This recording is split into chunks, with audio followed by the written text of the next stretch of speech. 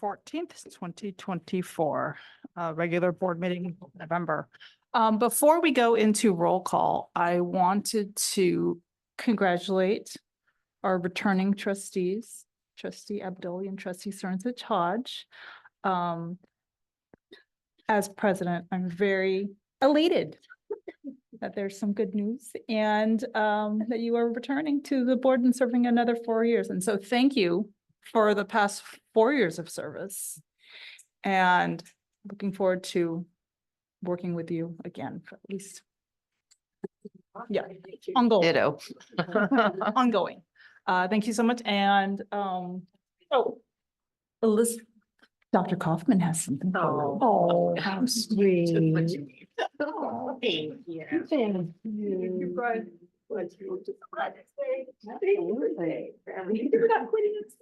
Service to community. Thank you for your service. Yes. And with that, we will go to roll call. President Nakatani. I am here. Trustee Abdul. I already forgot how to do this. Trustee Okay. Cernsich. I'm here. Trustee you. I'll just, And I'm Trustee Katz and I'm here. thank you very much. Let's see, the next is approval of the agenda. Could I get a motion to approve? Thank you. A second? Second. Thank you. All in favor? Aye. Okay. Agenda is approved.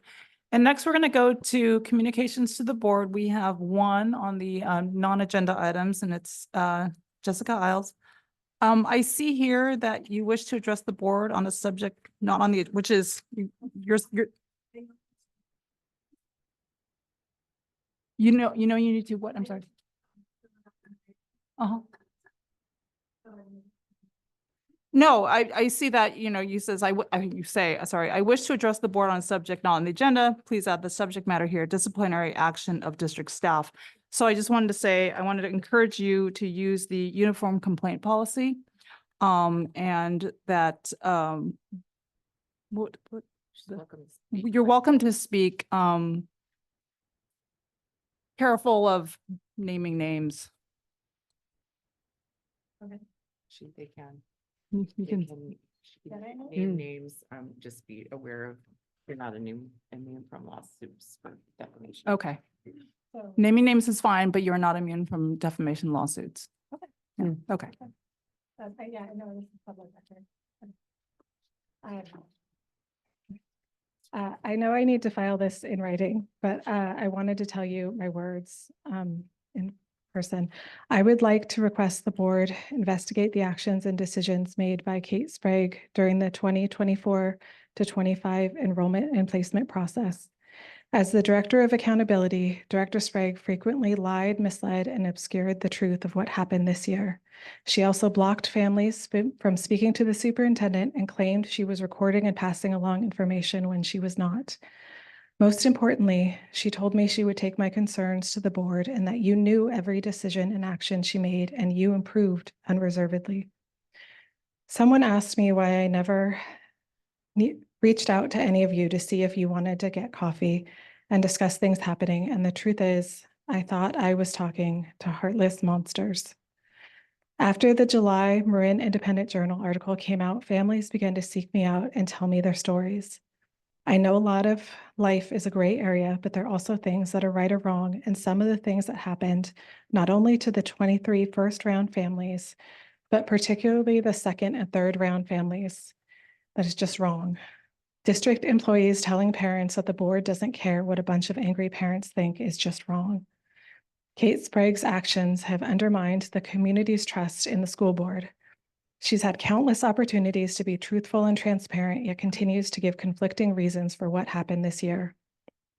At a time of low enrollment, our district added a 5th director on the payroll, and still the district wants to remove the placement process and waitlist. The district has been getting overrun with families calling because they refuse to tell the truth. In an attempt to cover up mistakes, they transferred students, which has led to breaking promises to the teachers union and parents of Tam Valley. Some of our schools sit at 23 and some sit at 18 or 20. And why is that? Do some of the schools have an agreement with the district that other ones don't? I know the schools have waiting lists, but they sit at 20, 21, and 20. There are so many secrets and inconsistencies that the district is blaming on the placement process and the policy. Maybe it's the person and not the policies. Thank you. Okay, we're gonna go straight into our CSEA update. I don't know if Yiming's here or, oh, thank you, Yiming. Hi, hello, yeah, actually, there's not much happening on our unit in the past months. And we just made some agreement with district for the MOU regarding the timesheet and the payroll and the safety issues. And that's only the big thing we have. And Pat's sick today, so just me. Yeah, that's it. Thank you. We hope Pat gets better soon. Yeah, Thank you. thank you, yeah. And MBTA.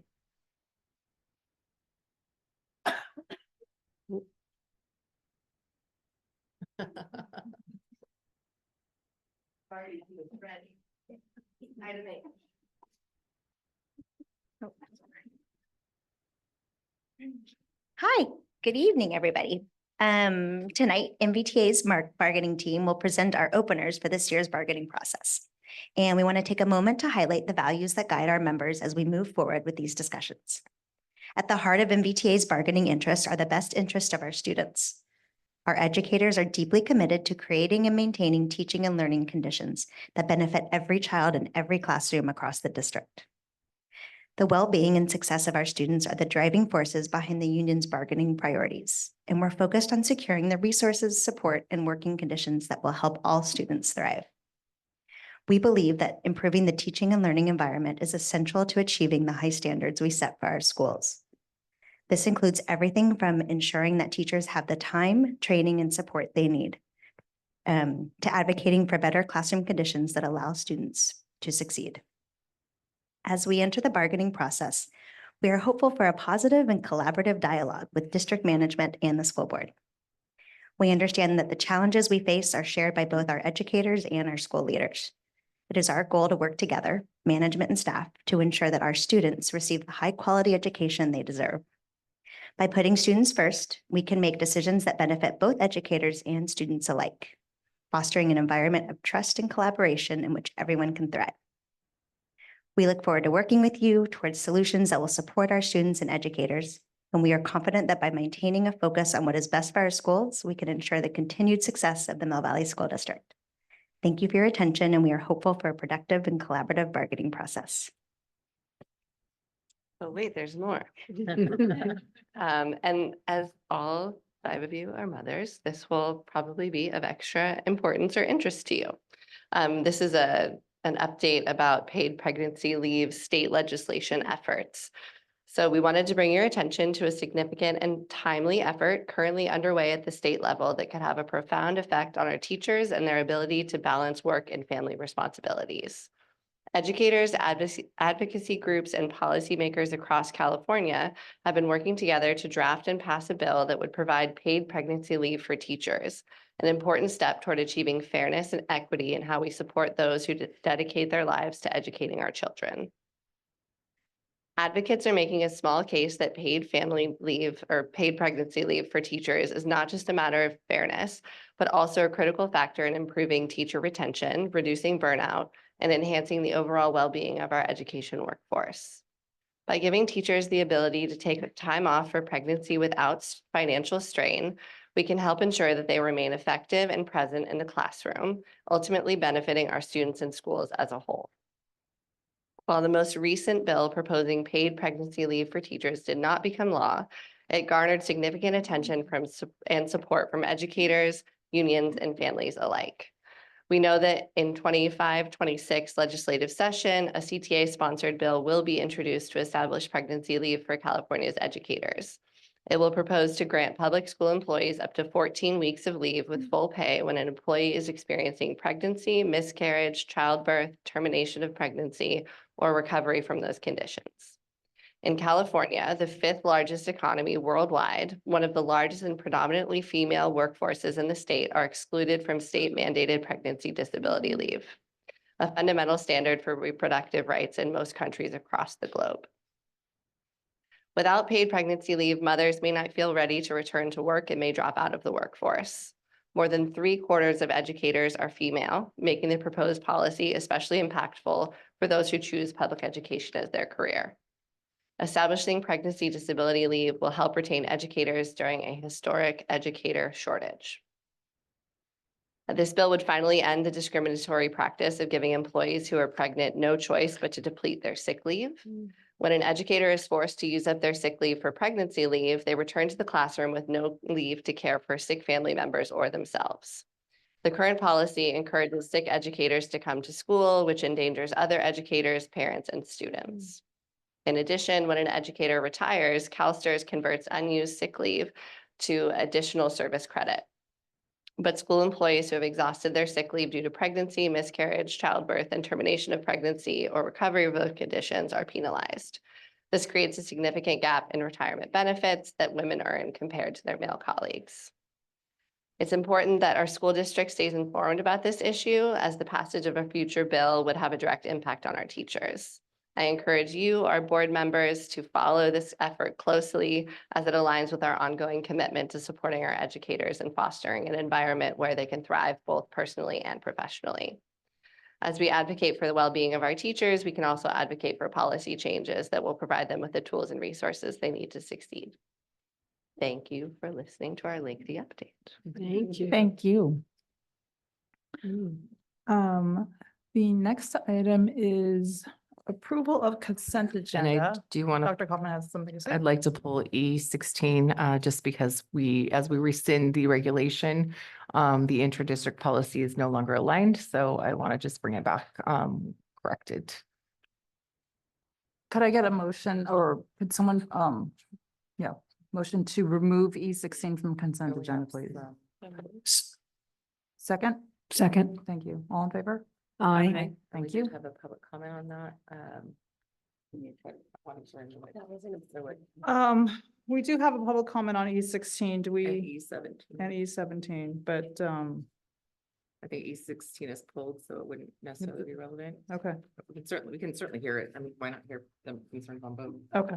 And we should hear that right now. Yep. Jessica Isles, you have a public comment on E16. Are you removing it, you're not doing that anymore, or is the wait list?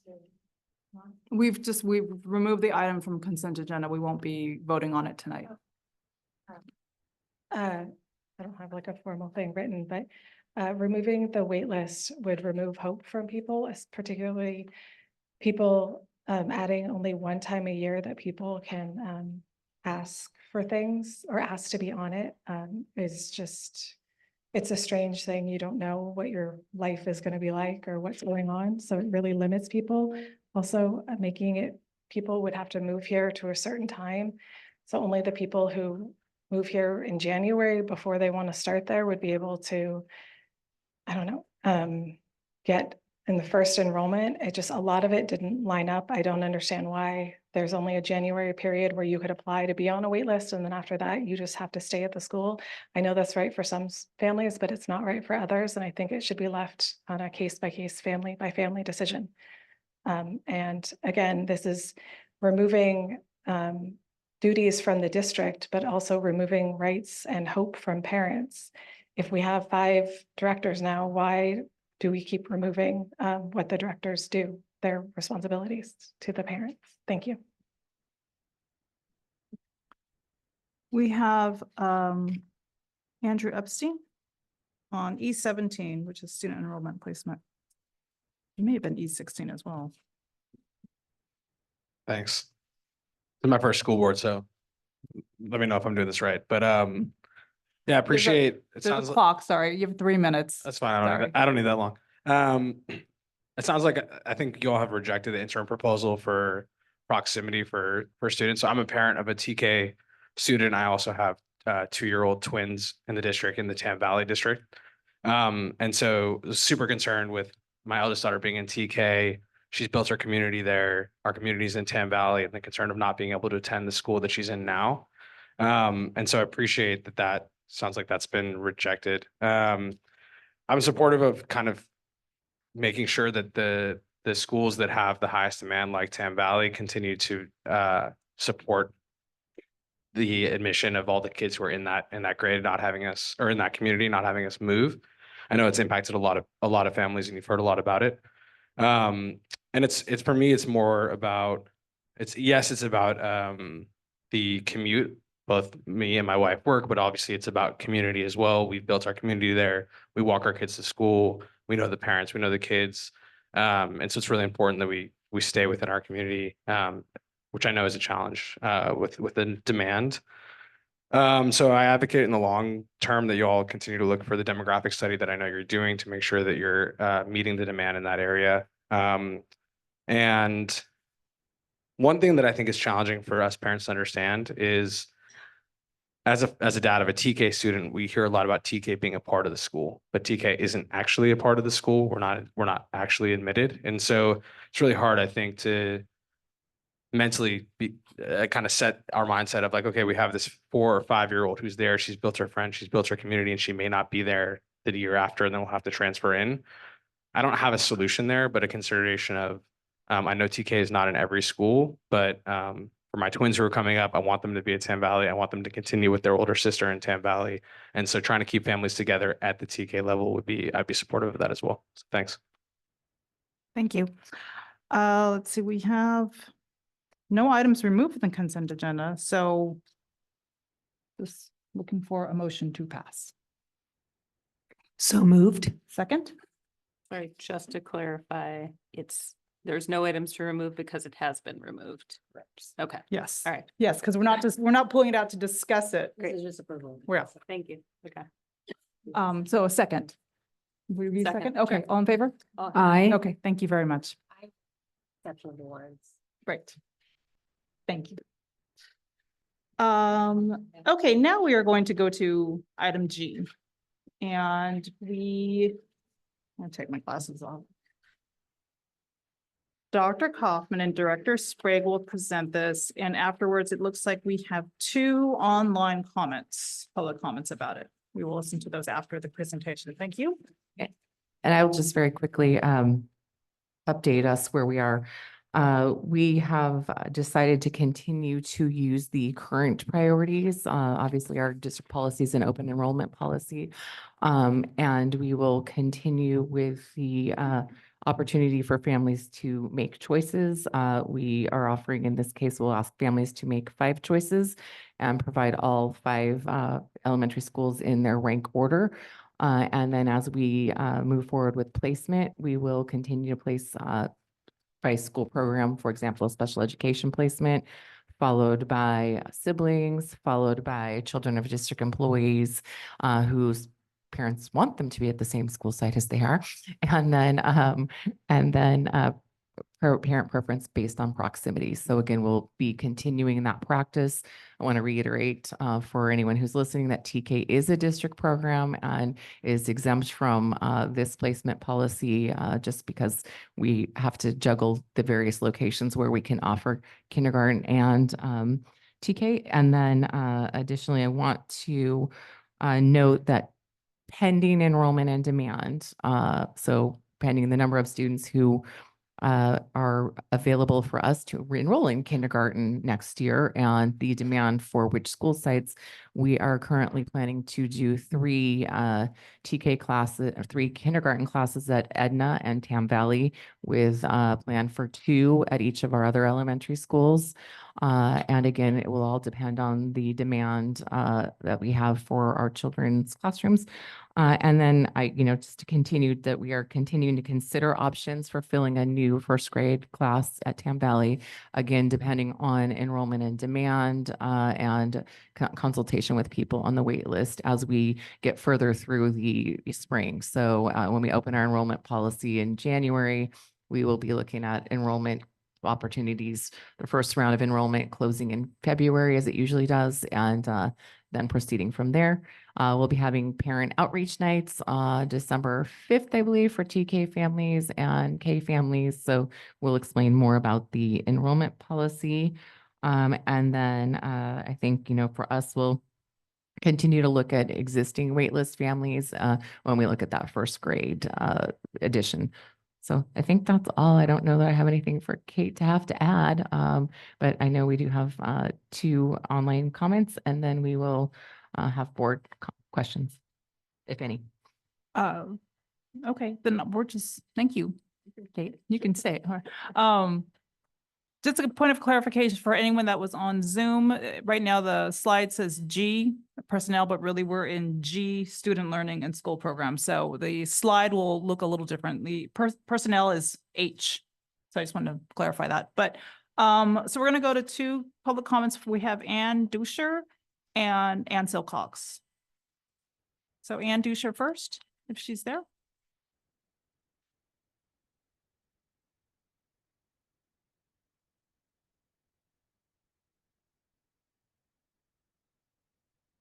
Hello, Oh. can you hear me? Hi, Ann. Yes.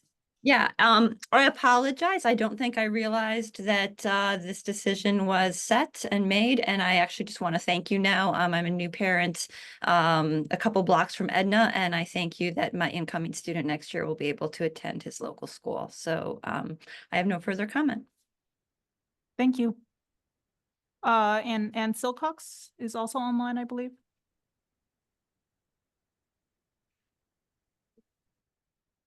Ann, can you hear us? I can. Can you hear me? Yes, thank you. Go ahead. Apologize for not being there at a family emergency. Quiet, guys. I just want to thank you again for the work on this. I'm one of the 470 or 97 parents who did sign the interim proposal or the petition against this proposal, and just really appreciate the listening and the thoughtfulness from the board on these issues. And hope that you continue to work with families and teachers on figuring out what's right for the community, and hoping that once we get the demographic data, you're really able to work with not just parents, but also prospective parents to help them really understand the challenges that our district has and ensure that we're able to come up with long-term equitable solutions.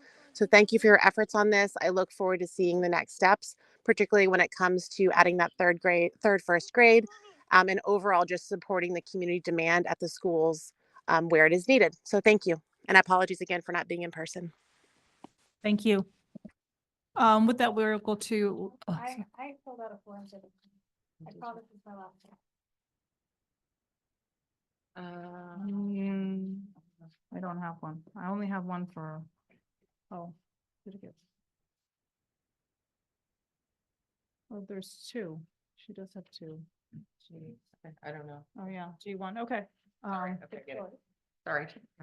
That's good. May I go? Oh, go ahead. I just want to say that the policy as written, that the new one that you guys are going to do it, they added a word. It's added close proximity instead of proximity. That's on the current thing.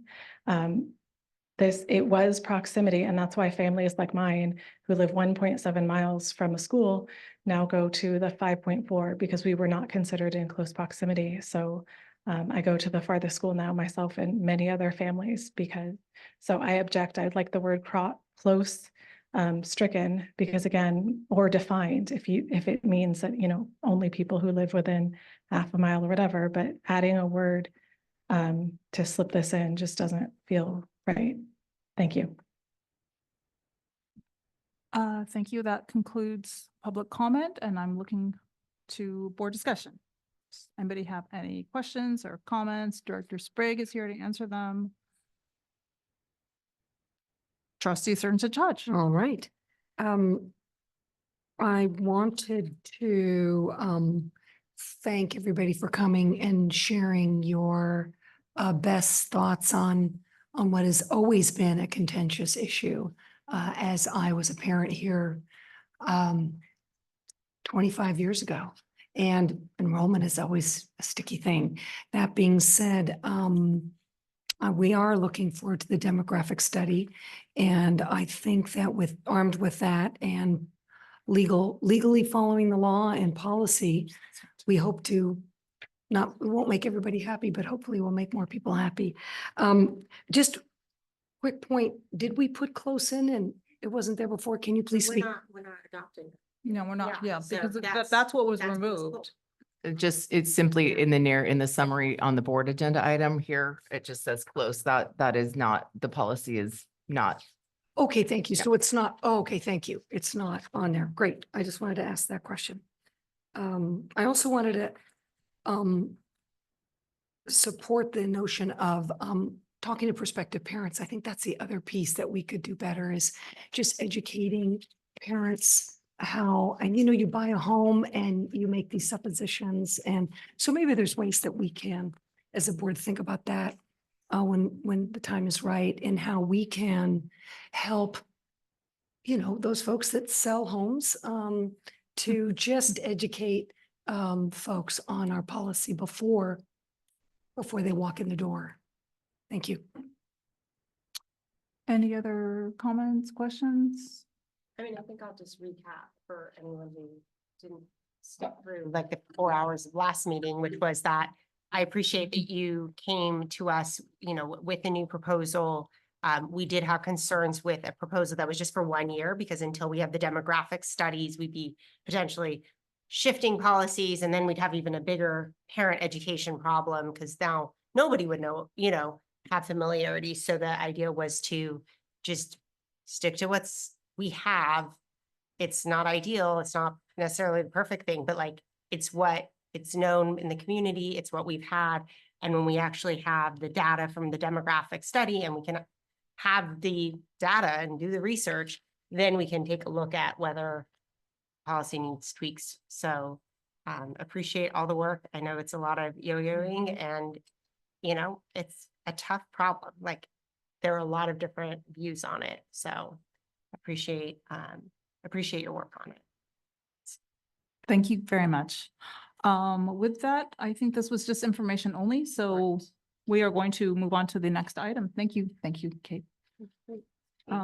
H, personnel. So now we are going to MBTA reopeners, and we have a public hearing, but I think we have listened to them. Right, or first, the receipt.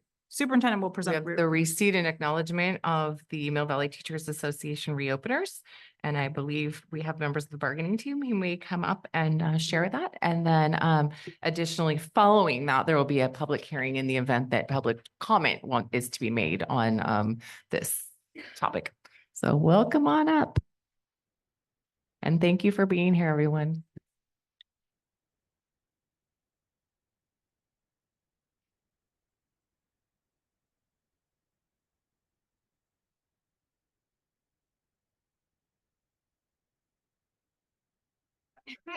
Hello, we're just going to read the letter, but I also just wanted to introduce the team, if that's all right. Okay, so I'm Erin Fraser. You see me a lot. We have representation from elementary sites and the middle school site on our bargaining team. We have Anne Marie Padilla, who teaches at Tam Valley, Catherine Elder, who teaches at Strawberry, Ben Ween, Kayla Kissling, and James Cleland, who are all here at the middle school. And now we will read our letter.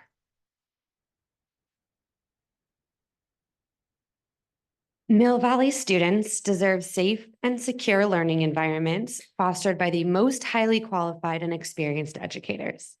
The Mill Valley School District can attract and retain the best educators for its students by providing competitive compensation and benefits, adequate leave provisions, and respect for professional integrity. To create supportive, thriving, and equitable learning environments that will attract, develop, and retain the highest quality educators for Mill Valley students, the Mill Valley Teachers Association proposes to open the following articles for contract negotiations for the 2024-2025 school year. Article 10, hours of employment, Article 14, professional standards, Article 19, leaves, and Article 21, compensation. MVTA is interested in ensuring equitable preparation time for educators and guaranteed daily instructional aid support for our youngest learners. Clear language that defines and restricts the use of newly installed security cameras, ensuring a positive work environment. Leave language that reflects new and updated laws. Competitive increases to compensation along with health and welfare benefits. This sunshine document is per the terms of Article 1.7 of the collective bargaining agreement between Mill Valley School District and Mill Valley Teachers Association. Pursuant of our goals of creating the highest quality learning environments for Mill Valley students, the Mill Valley Teachers Association is hopeful for a positive and collaborative bargaining season. We aim to reach an improved collective bargaining agreement that ensures the teaching and learning environment that all students deserve. We are available to bargain on the following dates: January 16th, January 21st, February 4th, and February 13th. Please let us know of your availability. Thank you. Thank you. Thank you very much. And with that, I'm going to close this meeting and open the public hearing. So I'm going to close this meeting at 6:34. It didn't hit that very well. There we go. And I'm going to open the public hearing at 6:34. Do we have any public comments? Okay, then I'm going to close that meeting, 6:34 as well, and reopen our general meeting. Thank you. And with that, we will move on to which might, oh, good. Thank you for changing that. Business and financial and no public comments on, no, there is. No, one. for I2. I2. So we're going to I1 first. Budget information report, property taxes. Thank you. This item was requested by trustees at a prior meeting.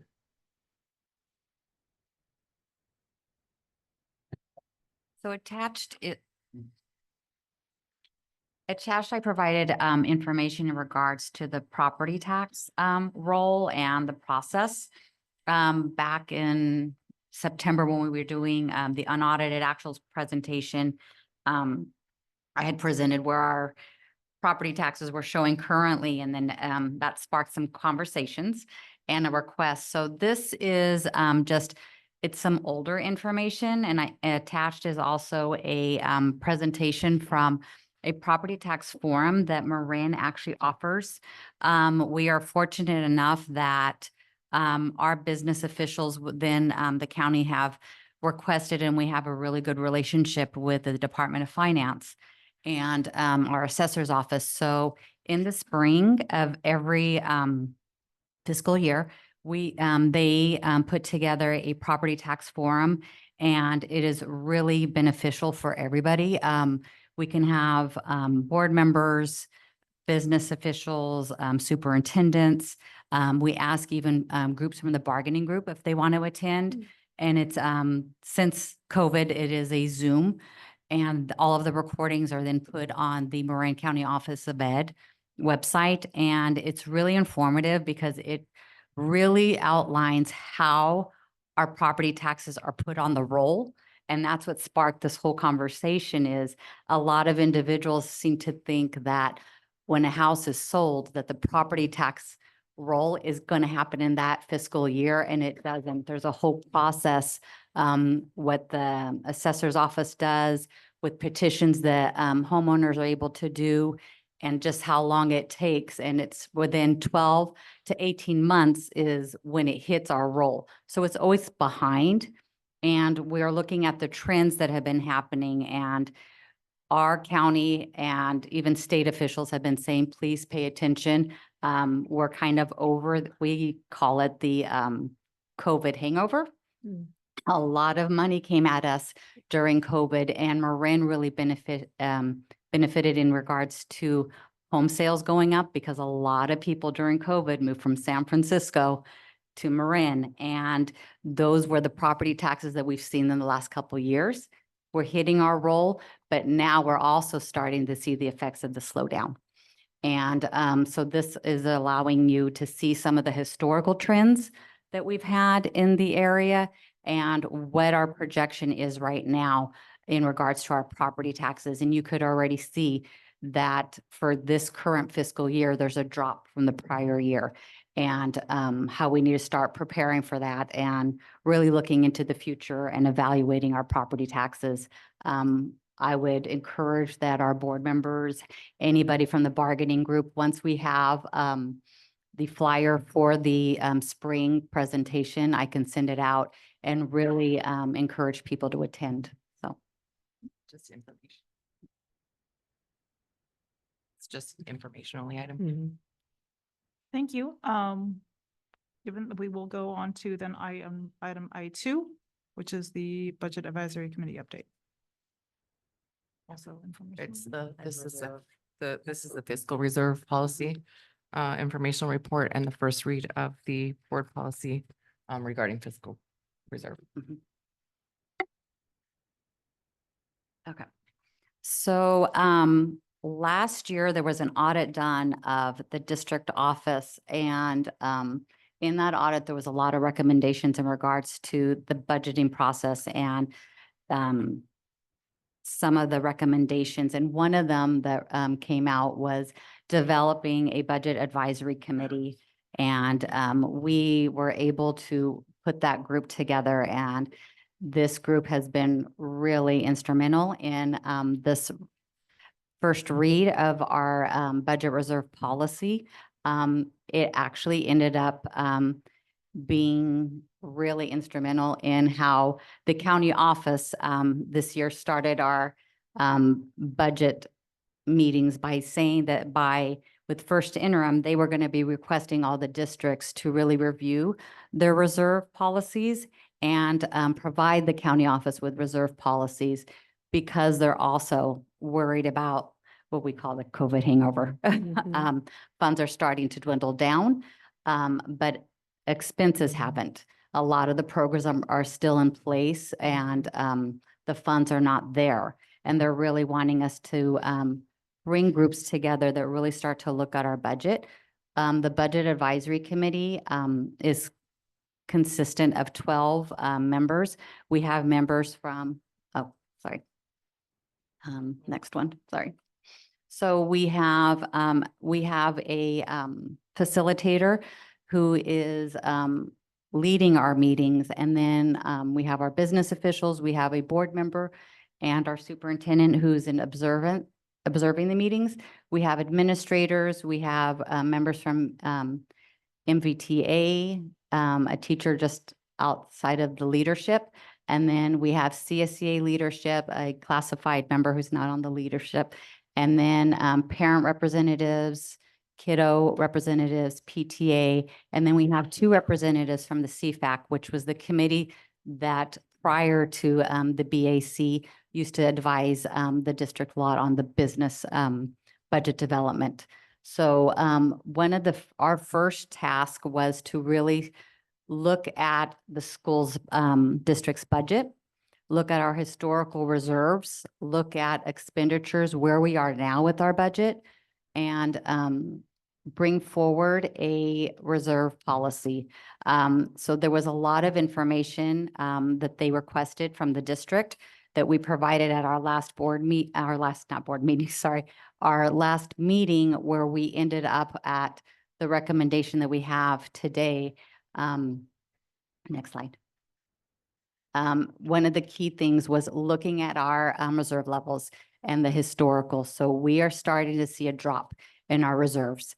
And currently this year, we have a deficit of close to $5 million. And if we were to continue with that, our reserves within 2 years would be closer to the 10%. So what we did is the committee really looked at what is it that makes us our district? What is unique about our district with being community funded? And we looked at, we have a foundation, we have a parcel tax, we have a PTA that helps support all of our districts. And then they said, okay, now let's look at all of we came up with about 16 districts that were part of our comparisons. And it was from the audit, and also within the committee, they wanted specific districts that they felt, okay, these are comparable to what our district looks like. So we pulled all of them. Next slide. And we really looked at all of the information that we thought would be beneficial in determining what should our reserve levels look like. The biggest concern that the committee had was we have a parcel tax that's due to expire.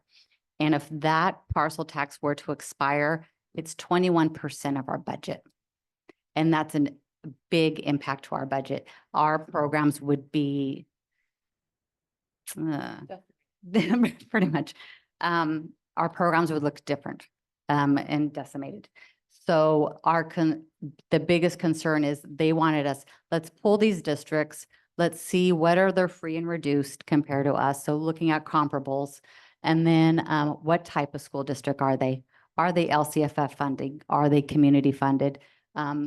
They were kind of surprised to find that some districts were actually LCFF funding that they expected would have been community funded, but that's due to all of the shift in funding that's took place and demographics and enrollment dropping statewide. Then they asked us, okay, do they have a parcel tax? And if so, what is that parcel tax amount if it's known? And then what are their reserve policies and what are their reserve levels? And when we pulled all that information, we started to, okay, now we want to simplify. So we simplified by type. We knew that looking at a district that's K to nine, well, K-8 was our focus, but there was a lot of districts in the previous slide that were actually K to high school. So we were like, that doesn't meet our criteria. So we simplified it, and then we looked at, and within that, let's look at the ones that actually have a parcel tax. And what do their reserves look like? And that's where we started to gauge, and we voted on the range that we were wanting for this reserve policy to look like. But the biggest driving force was they wanted to make sure that we always had enough money that if our parcel tax doesn't pass, that we have at least a year or two to be able to strategize, figure out how to reach out to the community to have our parcel tax be renewed, because we need that cushion in our reserves so that we can maintain at least a year. We are looking at going out for our parcel tax in 2026, just to get ahead and get a feel. And we also, there was a lot of other information. We were looking at when our surrounding districts going to be going out for parcel taxes, and who are we going to be competing with in regards to elections. So within that, what the medium that we found was within our criteria, it was 31%. So we said, okay, let's create a range. And we saw, if you, next slide, right here. So this is a article that comes out from School Services that they evaluate statewide, and School Services does a statewide analysis. Their reserves that they're showing right now for high school districts, 22%, elementaries, 25%, unified 23. So then they're like, okay, that's kind of aligning within that 20%. And then they're looking at, well, our parcel tax is about 21%. So and with the previous slide, we were looking at about 31% was the averages for these districts. So we voted, and it was pretty unanimous about it. We came out 90, next slide, sorry. So 90% of the group, we landed on creating a range, because we know you can't be perfect on a reserve every single year. We're not always going to be able to hit a certain dollar amount or a certain percentage. So there was a range, and the range that everybody pretty much agreed to was 25 to 35%, because that would give us a cushion to be always within that parcel tax and to always have money to where we can start planning for the outgoing years, which we're required to in our budget process. So we're bringing forward to the board, and there is language in regards to, there's some flexibility in the out years in the MYPs to go outside those ranges, but really to focus and stay within these ranges. And it was 25 to 35%. I know we have public comment. I just wanted to mention that, we are considering this as the reserve currently as we contemplate moving forward with our parcel tax. Should we have another time where we pass a parcel tax that is evergreen or something like that, it would be something potentially we could look at again. However, at this moment, we have an expiring parcel tax at 2029 and 2 election years that we can bring it forward, 2026 and 2028, which, again, depending on how those election years go, we have to pass with 67%. So it's a challenging it's a challenging tax to pass. So we need to be really mindful about what what we do when we set up our budget. And that's part of the rationale is we've said we're going to be transparent about our budget. We've said we're going to be clear about what we're doing. So in order to build a budget, we need to know what our reserves are and our actual ongoing cost. So I'll hand it off to us to have the opportunity for public comment, but I wanted to establish that. And also I wanted to note that in consent, you're going to see we have the budget update of all of the budget advisory committee meetings that we've had. And you can see the materials that were provided to the group and all of the details. So this is just a summary, but all of the details in the previous agenda items. Well, thank you. We're going to go to public comment. We have one public comment from Aaron Fraser on this item. Where did you go? I know. Yeah, sure. Shoes. Like Jeopardy. Right. Okay, well, my minutes are on. Can we restart? I was. Okay.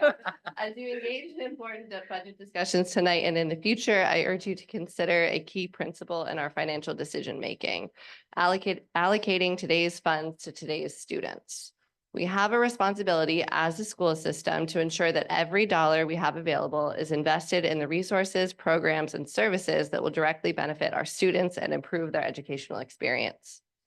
It's important to acknowledge that the state of California has set a reserve cap of 10% for LCFF school districts with the goal of maintaining a balanced, sustainable approach to budgeting. This reserve cap is designed to ensure that districts do not hoard funds beyond what is necessary for maintaining fiscal health, but instead use those resources for the direct benefit of students in the present. While it is prudent to maintain a reserve for unexpected financial challenges, it is equally critical that we do not allow our district's reserves to greatly exceed the state recommended reserve levels, even though we are in basic aid.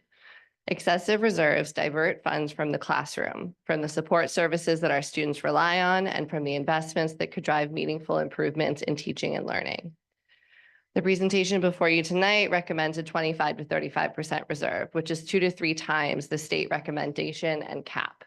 It also exceeds the amount of the budget that is accounted for by the parcel tax. I understand the value of the parcel tax and the role that it plays in our general fund. However, catastrophizing about what ifs about a future parcel tax proposal not passing should not limit us in terms of what we can do for our students today. The reserve cap is not just a guideline, it's a reflection of the state's commitment to balancing fiscal responsibility with the imperative to invest in the educational needs of our students. By considering the example of the state reserve cap when setting your own reserve policy, you could align with the broader goal of ensuring that funding is used where it is needed most, on the program, staffing, and facilities that support the education and well-being of students today. So I encourage you to review our reserve policy with a focus on the present and to prioritize spending that addresses the immediate needs of our student population. It is our duty to ensure that every dollar is working for our students, helping them succeed in their classrooms and in their futures. Thank you. Thank you, Erin. And this was information only, so I don't know if we have board discussion, right? We would be bringing it back on consent for the December meeting. Can I just ask a clarifying question? Sure. So our last year, fiscal year, and we had 39% reserve, right? And with possible 5%, a 5 million deficit this year, that reserve balance percent is going down to more like 30%? Actually, it's below 25. Is it currently below 25 right now? Wow. Mhm. Assuming we have $5 million deficit? Mhm. Okay. And do we find a single, sorry, a single basic aid district that had 10% reserve balance or around that level? I don't think so. I don't Within the remember. group, no. Okay. No, although, we can go back to the slide. The only one that might be close is Sausalito Marin School District. That's basic aid, right? No, but they're much more. That's well above, Yeah, there's per Right. student is $45,000. right, but they're well above 10%. Oh, yeah. The state minimum is for LCFF districts. So you'll see the recommendation broadly around what the school services said for LCFF and basic aid districts. So again, for us with 21% in a parcel tax plus a 3% state minimum reserve, that gets us close to 25 to begin. Even with the TK kids? With that would be a budgetary decision, not a reserve decision. Thank you. I just want to say, I think this is really, this is important work and it's a tremendous amount of work. I appreciate the collaborative BAC committee makeup and that it's a broad cross-section of our community. And I feel like everyone is represented there. So thank you for putting that together. And thank you also for bringing on CFAC members who have a lot of history of having, shaped those or helping advise us of these things in the past. So I really appreciate that continuity and the broadness of the group. So with that, I think this is great work.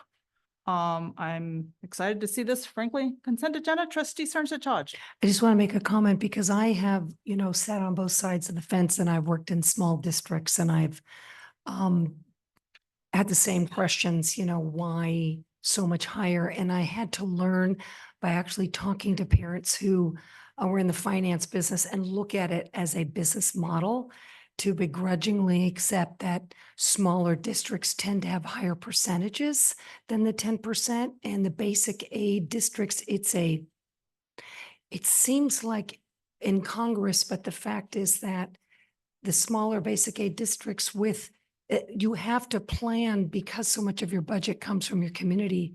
There is this little edge to the work that you do about making sure you're fiscally sound. And one thing we do know is that the one thing kids need, and we all need in our educational systems, is a sense of consistency and secure, that they can come to school and we basically make good planning for programs that will endure. And it's an ongoing conversation. And I'm happy to see that we're at 25% because we've had 40%. And I'm looking forward to us really, working hard to, me personally speaking for myself, the value that today's dollars for today's children, I think is a value that we wouldn't be disagreeing with, but just how to get there. I hope we continue to have robust conversations, about it as we move along this new policy. Thank you. Trustee Abdulli. I was just gonna say, thank you for, when we started, we were at 40, if not even a little higher. So it definitely makes me nervous, but I appreciate all the work. And, I stress to the community that's here because I hope that this means how much you care, but I don't have to say it, but the electorate is moving right. I do think we need to be very concerned about getting this over the finish line in 2026 with the parcel tax or 2028. I think it's going to take, Prop 2 didn't even hit 60%. Prop 4 failed. We're seeing a lot of lower numbers, harder to pass. We saw in our own community what happened with Measure A and then when they had to come back with Measure B. We've seen groups around here that have really been vocal on their views on taxes and even taxes that we think are critical for our communities. So I think when the time comes, we're all going to be calling everyone because I think it is much harder to pass and to get a 67 is, that's a big number if you look at what things are passing at. So it makes me nervous. I appreciate that we are preparing so that, if we need to do it twice, we have the time to do it twice. And hopefully that doesn't happen, that our community, that just doesn't happen. Here. Trustee Yu. Can I understand when we get our cash flow in? Because it's not like LCFF district where we are getting constant cash flow to meet our expenses. My understanding is we get cash in not in a more like a lump sum, very uncertain at a certain time. We don't know what we're getting Mhm. and we don't get them when we need them, right? That's part of the reason why we have reserves. Yeah.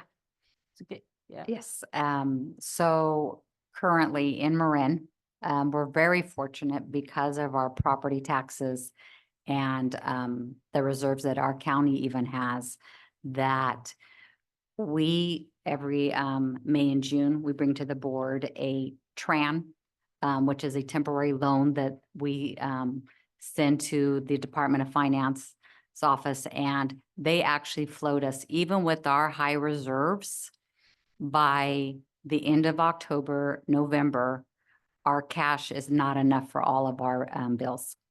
So they float us until our property taxes come in, because they know our property taxes are going to come in and we're going to be positive again. So they will float us.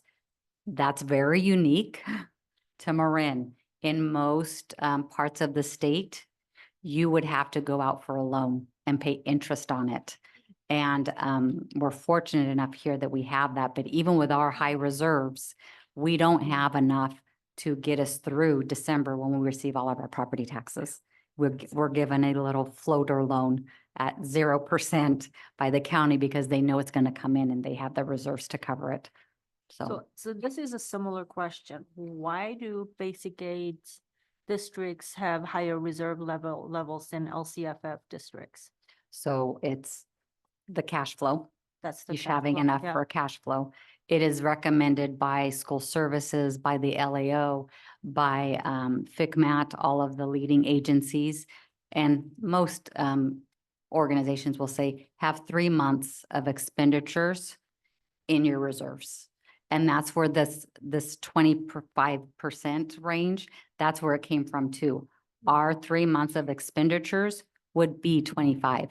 So even if we were to have a dramatic hit in our budget and funding were to stop, it's only going to cover 3 months of all our total expenditures. So similar question, but when do LCFF districts get their cash flow in? So they are given an equal amount every month. It's divided, Yeah. so they get it over 12 months. So they could get by with 10%. But even then, sometimes there's a higher payroll. Yeah. There's certain months where you're having a higher payroll. They have to really look at their cash flow and sometimes go out for loans. That is very typical of an LCFF district. They really have to monitor their cash flow and plan if they have to have a loan, because to get a loan, it can be up to 4 to 5 months. They also generally receive more federal and state funding with respect to the title programs because they have a different demographic often. Yeah. Mhm. Okay.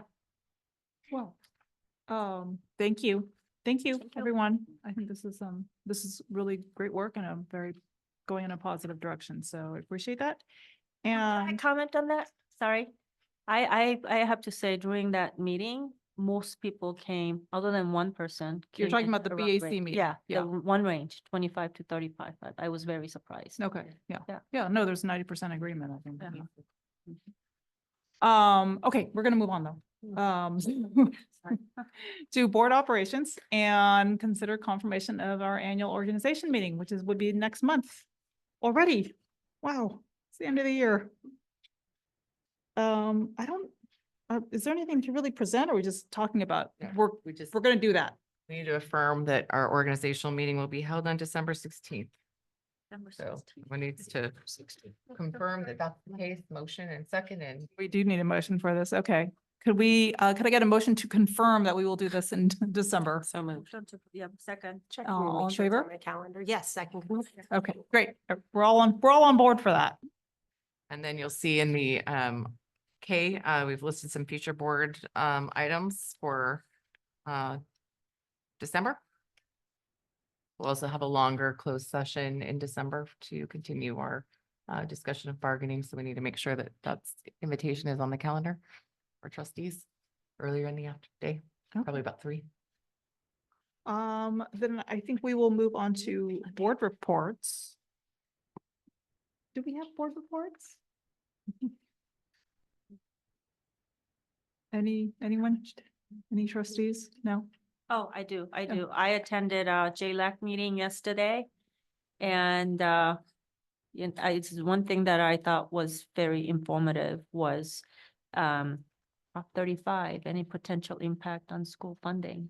I mean, we are less impacted because we are a basic aid district, thank God, but apparently I voted for Prop 35, and that's the proposition to extend the Medi-Cal funding. And part of it was the funds now have to be spent on Medi-Cal. And what happened in California last year was because of our deficit, we took funds from Medi-Cal to pay for our state expenditures, and now we can't anymore, and that may negatively impact school funding going forward, which is not a great news. One positive news is that our state deficit is less than expected. So that could be positive for school funding, hopefully. That's negated by the fact that there is some Senate proposition going on. No, Senate legislative action going on, Senate or House, state, I forget which, given the declining enrollment, some legislative people want to decrease funding for schools, which I think is a hugely negative thing. So that was a very informative call I had yesterday. But they amend Prop 98? They wanna amend the school funding. Yeah, I don't know how they're going to do it. And They'd have to there's, put it to the ballot. and they also want to get rid of, the developer fees. Apparently Wiener, I forget, he is a big proponent of affordable housing. And he wants to get rid of developer fees for affordable income housing developers, which seems ridiculous to Because it me. goes to us, just to. Because of the school district, yeah. I think, it's time to, the CSBA is working on it. But I was kind of shocked that this was going on. Well, thank you for sharing that. It was the most interesting CSBA call, JLAC call. Yeah, that is very interesting. Wow. Yeah. Anyone else? Okay. Yeah, I'm kind of moving along too. I was gonna say I'll just kind of update, there's like moving targets on e-bike legal definitions. I'm just gonna leave it at that. It's kind of like a rolling thing and. No pun intended. Yeah. Yeah. We rolled out a registration here at the middle school and, we're in the position where it's like, okay, City of Mill Valley, County of Marin, if there's some law, of course. So just kind of staying up to date about it. Just wanted to share that. With Can that. Sorry, yeah. I just want to throw in a lot of gratitude for PTA and Kiddo. I feel like there have been a lot of community building events with across the district with movie nights and book fairs and book weeks coming up and lapathons, and everybody has their iteration, but the amount of effort and heavy lifting that goes into pulling our communities together is amazing. Also a lot of gratitude to our teachers as we go into conference week. Just with the going through all of the assessments and report cards and everything. A lot of heavy lifting on their part that I think is also not recognized necessarily by the parent community, but to make sure that each kid is looked at closely and getting the feedback and support that they need. And so I know that we've finally gotten our bearings. I've been told that once you hit Halloween, then things kind of settle down, and hopefully it'll stay that way as we head into Now you just jinxed us all. the many holidays. But just wanted to extend thanks to all the efforts that are being put into supporting our kids. So thank you. I forgot one thing. I actually had a fascinating conversation with a school board trustee who served 8 years starting in 1978, Phyllis Schlobaum. And she and I were somewhat amazed at some of the parallels of, difficult conversations that were had then. This was the era when we closed 3 schools due to declining enrollment and sold one, you know, and just, so I think the work of the school board is always incredibly vital to the, you know, the ongoing integrity of our community. And it's really encouraging to see people come to our board meetings because that's also an indication to us that you are connected to the work that's really kind of critical the board members make. And so I just wanted to share it was fascinating and it might be interesting to drill down a little bit more. I might have a coffee with her and find out if there's any takeaways from that she could, you know, it was a kumbaya experience, then find out kind of what That's the Carter takeaways. administration, you Huh? know? 78. 1978. That's amazing. No, it's through actually, believe it or not, because I went to school here. I reconnected with a fellow Tam High grad and learned through that his mother was a Mill Valley School Board trustee for 8 years. And by the way, she's 88, incredibly articulate. So that was encouraging too. Yes. Thank you. This for kind of sharing work will that. keep the dendrites going. So please run when we're up. Somebody's going to have to run in 4 years. Well, with that, I think we're going to adjourn. Okay, Thank you. great. That was a Thank you. meeting at 7:09. Thank you very much. Wonderful.